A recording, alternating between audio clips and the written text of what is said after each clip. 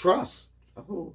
Trust. Now that's different than respect, because people try to couple them, and if you don't define the differences in both of them, you in trouble. You can respect someone and not trust them. Yes, you can. Yes, you can. Yes, you can. You can easily respect. You respect your boss, but you trust him? Right. You respect. Let's say I can respect my enemies. I can respect them to a level to be my enemy, but not trust them. There are people that I love. There are people that I respect, but I don't trust them. And how do we know about trust? It's based on past experiences. And unfairly, a lot of times, when stuff starts reminding you of past relationships, that will create a barrier of mistrust, even when that person didn't do anything. Like somebody say, well, all men cheat. No, all men don't. No. And I used to ask them, so you've been with all the men? Think about that, Candy. I know when you and I first became friends. Right. And our relationship was growing. Right. And I remember when you gave me keys to your apartment. Uh-huh. So I had some place to get away. Because at the time I was living with my dad. And I just sometimes just need to get away. And you were just chilling in your car too much. And when he was working, I had somewhere to go. He said, here, gave me a key so I can come to his place sometimes. And I was just really surprised. I'm like, wow, this man trusts me. He gave me a key to his apartment. I can go in here. I can go through his stuff. I can do this and that. But our relationship had got to the point where I didn't have a need to do that. I didn't feel like I had to, because I trusted him. Even now. Our phones. Oh, we have the code to each other's phone. We know the passwords to each other's emails and social media. And the reason I set that up, because I always say, if I was away or I needed something taken care of or in the hospital, you should have access, because, again, with my role in society as a pastor and a businessman, I would always want somebody. How can you trust your secretary with the codes and stuff to emails and not your wife? True. Because if that's the case, you shouldn't be with them. True. With the apartment thing, Candy, it was simple. There was nothing in my house to hide. There was nothing. I mean, you weren't doing anything. I was working long hours, and some days you know what? I think I knew your passwords back then. I think you told me the passwords to things back then. Was it? I don't know. I don't remember now. But again, I have nothing to hide. Yeah. I was always an open book. You're very transparent. Even when I told you I was dating somebody else, and I said I was going to take this girl out, we had no relationship. We were just friends. So, but that's the other thing. We set that expectations with each other very early in our relationship. Right. So we knew exactly what we were dealing with. Right. With each other. Right. So we weren't exclusive. No. At that time. We weren't exclusive at that time, but it wasn't simple. It wasn't like we sat there and discussed that. Oh, right. This other. We didn't do that with each other. We allowed our relationship to grow to where the other people just got pushed out the way.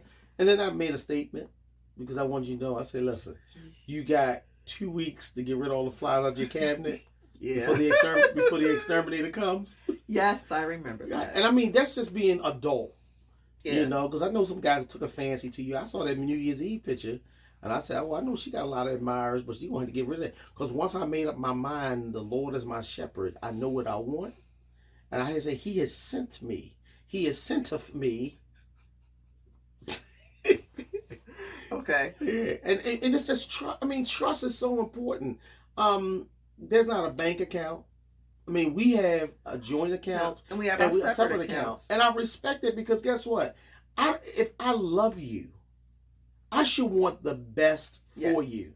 And, I always say, thank God for Cash App. Oh, my gosh. I can send you whatever I want to send you on top of what you got, because we're not in competition with one another. We good for Cash Apping each other money. No.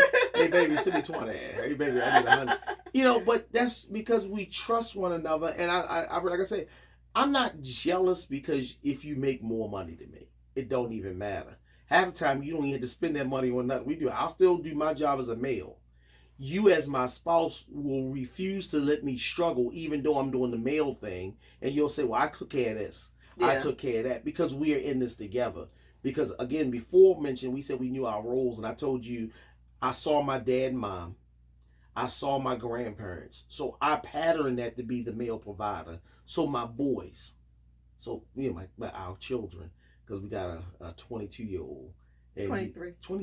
He's 20. He's 23. Oh Lord, he's 23. But we have a 23-year-old, and I want them to see what makes a man. And you always say daily that he started to act like me, talk like me. But these are the lessons that were passed down to create a trusting, long-lasting, healthy. If you don't have trust, you can have everything on this list, but trust. You don't trust a person? I've been in a relationship where I never showed signs that I was cheating, but they never trusted me to go out. You cannot hold your spouse accountable for the sins of who they with. You can't. Goodness, you go out like this past week. You went out. I knew when you went out. When I didn't really I go told anywhere. To the pool. But it didn't matter.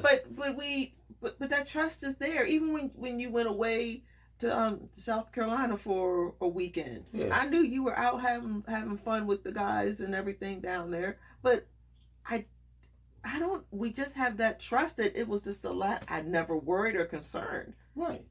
And if you do, you in the wrong relationship. Yeah. And finishing up that statement, I know. So I was watching, and we laugh at it, but it's real. It's a reality that men feel they got to ask permission to go out with the fellas. Women got to ask permission to go out with the men. And I've always say this, and this is my note: you are a grown man or woman.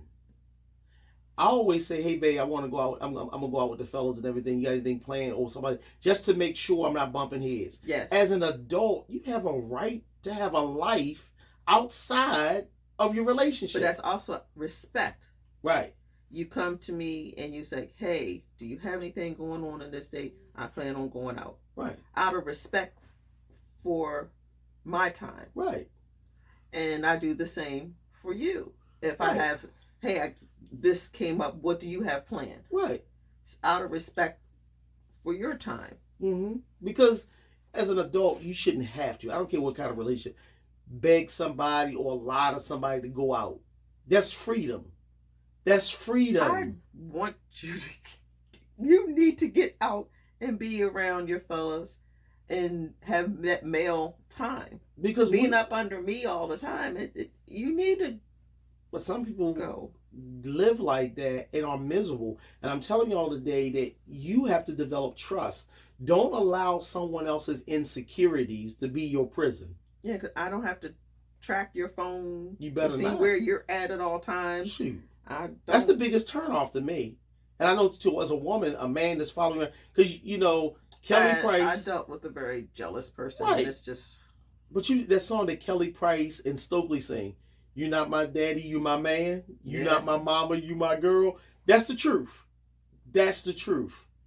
Big up to Kelly Price and Stokely. Love that song. All right, let's go on to